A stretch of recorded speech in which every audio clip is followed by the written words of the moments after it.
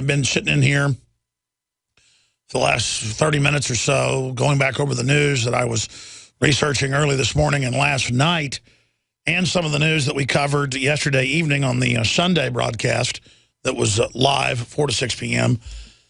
And I just pinch myself yet again that we are in this situation, that our world has gotten this crazy, and that there is intensified fighter bomber attacks by Ukraine into the east area of the Crimea, that the entire Western world is promoting basically a new Cold War with Russia and saying now that Russia's the enemy, all because of this airline being shot down in a war zone, and Russia hasn't even taken responsibility for it.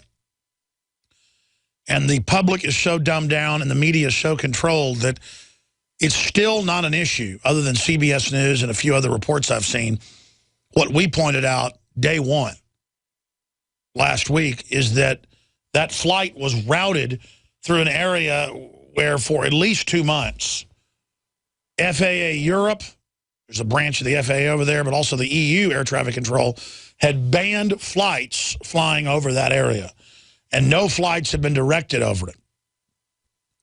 And there's another bizarre story up on Infowars.com by Paul Joseph Watson today.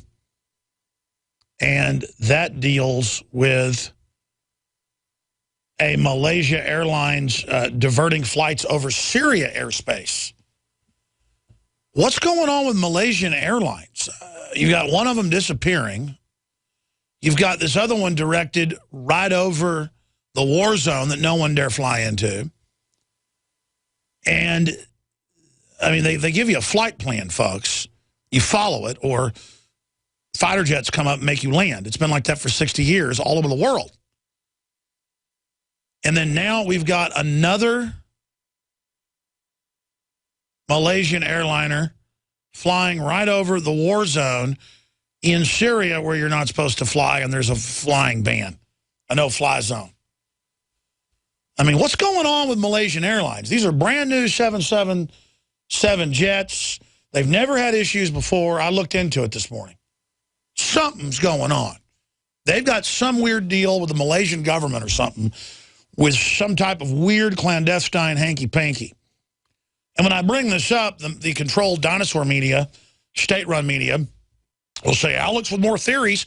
Hey, these aren't theories. They diverted that doomed flight that was shot down last week right over a war zone that nobody dare fly over, where missiles are shooting up in the air and fighter bombers are bombing cities. The Russian rebels had shot down 3 aircraft in the week before that.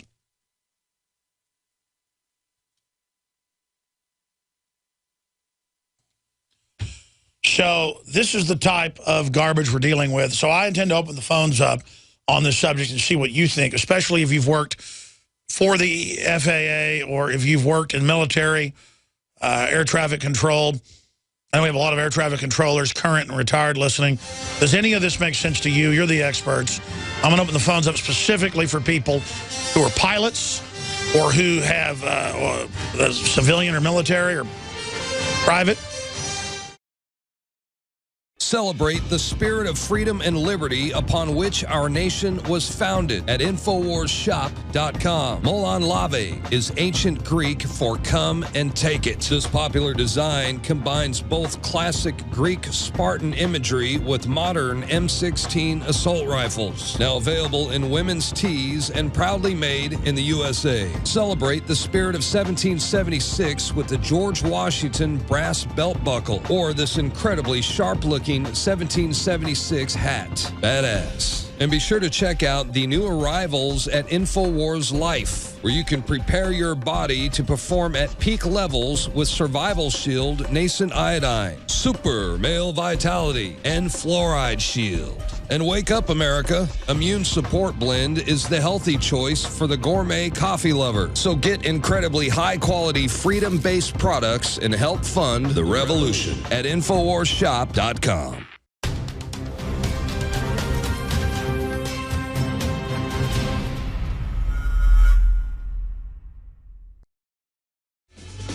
Coming up for the first 30 minutes of the next hour, Glenn Spencer of American Border Patrol, one of the most versatile activists in the last 20 years, exposing the plan of the Ford Foundation in Mexico to break up the United States as part of a North American Union, using Mexican nationalism and border crises to bring it in.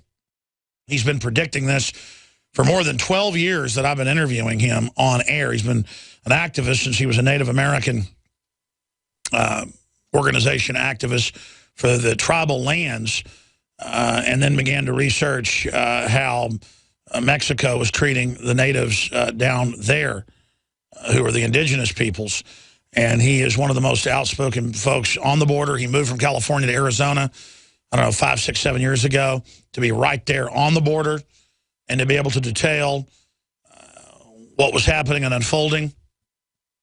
So that's coming up at the start of the next hour. Then at the bottom of that hour, I was going to air this last Thursday, but the Malaysian airliner shoot down started. So I decided to wait until this week so that it would not be covered up in the rest of the news. And that is a 15-minute report we put together with some of the highlights of Matt Drudge in 1998 in a 50-minute speech predicting with almost prescient understanding what would happen to the media landscape in the future. It's easy to make predictions now because we're already here. But if you go back to 1998, it's truly a trailblazing speech. And we've added some video clips and news articles and documents to it to make it even more powerful, because I saw the speech again on the 15th anniversary, and it got picked up by Time Magazine and others pointing out that Drudge was right. And then I happened to come across the video again a few weeks ago and decided that I wanted to, again, put out a special report on it. So that's coming up at the bottom of the next hour. And then we've got Syrian Girl joining us again, who, since she first started appearing on this show about a year and a half ago, has gone public with her full name and the fact she lives in Australia, and that she's part of an exiled family that were kicked out by the Assad's father, and who were part of the ruling government previous to that. So she is a big insider, and everything she talked about in the last year and a half turned out to be 100% accurate. I mean, really knows her stuff. And now she goes on national Australian television and talks about these subjects as well. So she'll be joining us coming up from Australia in the third hour today. And we'll talk about the situation with ISIS, the situation in Ukraine, not just in the Middle East. So the truth about ISIS with Syrian Girl coming up today, for at least part, probably 30, 40 minutes of the third hour. I want to open the phones up after I cover some news here in a moment to deal with the shoot down of the Malaysian airliner MH17 last week. And I want to talk to people that are, again, private pilots, commercial pilots, military pilots, or air traffic controllers, because I know a little bit about air traffic control. My dad's been a pilot since I was a little kid, both flown helicopters and, Cessnas, things like that. So we would fly to see Grandma, on the weekend and land in the cattle pasture.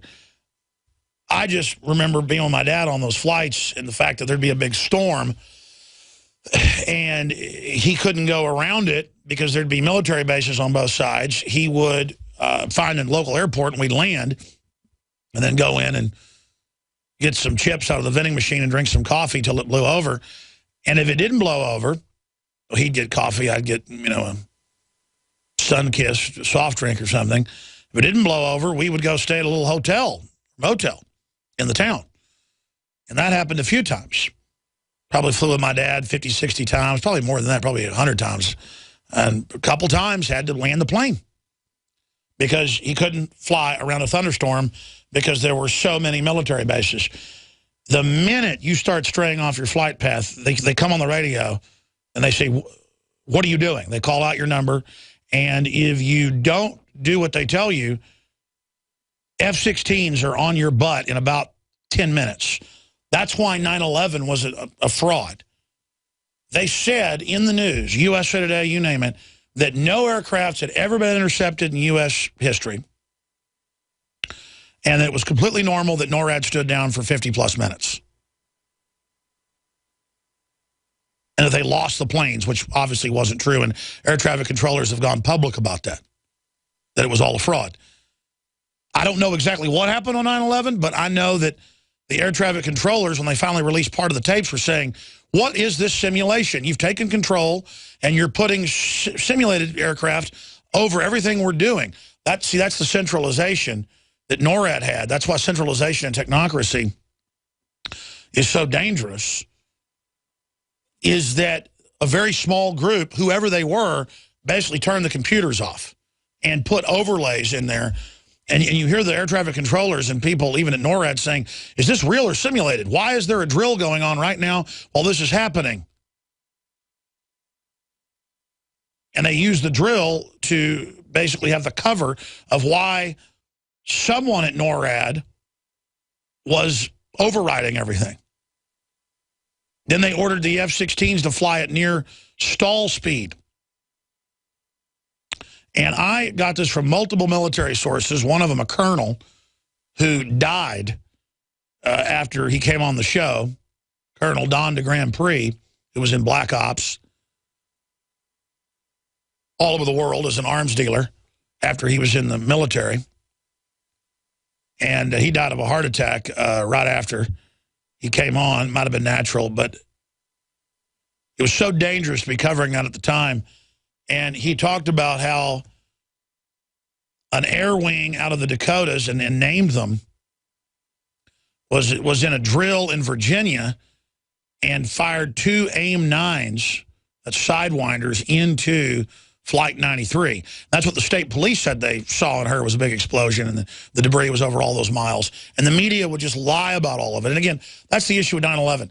You go into it, and it just never ends how much evidence there is that the official story is a total fraud. And then we attack the wrong country. If you believe really 15 hijackers from Saudi Arabia did it, and there was a stand down ordered at the embassy in Riyadh to order them to be allowed in the U.S., and I interviewed the head of the visa department at the embassy, Springman, who said, no, they were CIA. We were ordered to let them in, and that their terror designation was a cover. I mean, he was in newspapers at the time in England and Canada. I called, got him on the show repeatedly. And I didn't mean to go off into 9/11 today. It's just that these are the type of false flags that get run. We know our own government has staged a bunch of false flags to get us into these wars. We know Hitler started World War II with a false flag, Operation Himmler at Gleiwitz. There's a whole string of false flags to blame the Poles for attacking Germany. So we'd be fools to not understand that clearly this is war propaganda and that they're trying to start a new war, Cold War, economic war, maybe even physical war. They're in a proxy war right now that's physical in Ukraine. And that's what Syria and Iraq and all of this is about. And the globalists are the bad guys in this. Running Al-Qaeda, running ISIS, trying to overthrow all these countries. Let's not forget about all that. But the reason I want to talk to the air traffic people and the pilots, the article's up on Infowars.com and PrisonPlanet.com. Malaysia Airline diverts flight over Syrian airspace where ISIS terrorists are armed with Stinger missiles, control 35% of Syrian territory, and there's a no-fly over the area where this aircraft flew. This is getting weirder and weirder. Also a big story, photo evidence shows Ukraine regime delivering the BUK missiles to troops. And this isn't some Russian article claiming this, which it's known that the Ukrainians had these from when they were pro-Russia. It's in Canadian television from an article about Ukrainian forces win ground in Ukraine, in eastern Ukraine. And Ukrainian forces win more ground in eastern Ukraine. And it's an AP photo. Ukrainian government forces maneuver anti-aircraft missile launchers as they are transported northwest on July 4th, 2014. And it's an Associated Press article and photo picked up by Channel 24, part of CTV in Canada. So it's not even an article about, oh, look, the Ukrainians had this missile. It's been known they had the missile. But now it shows them rolling them into that area, according to the AP, an article about how valiant and wondrous they are. So it's establishment news out of the West, not realizing what they're showing. Pretty big deal. That's up on Infowars.com. We'll get into the whole border implosion as well. Huge NSA news. And a lot more straight ahead. You can follow us on Twitter at Real Alex Jones. And the Matt Drudge piece is coming up. Now you can watch the InfoWars Nightly News streaming live as it happens for free. Check it out at Infowars.com/show.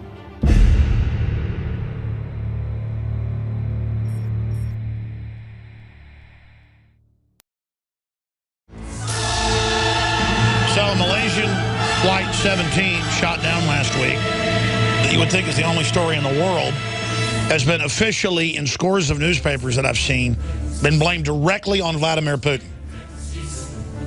And again, that's pure war propaganda, pure demonization. You have an aircraft that was flown over a war zone that was shot down. The Russians may well have done it. Obviously, the pro-Russian rebels in the predominantly Russian ethnic area of Crimea clearly do have these missiles and have been shooting down military aircraft from Ukraine, NATO-backed, that have been bombing them. And so if you get on an airliner that gets directed over an airspace that's a war zone and you get shot down, logic would say the blame would go on whoever directed that aircraft through there.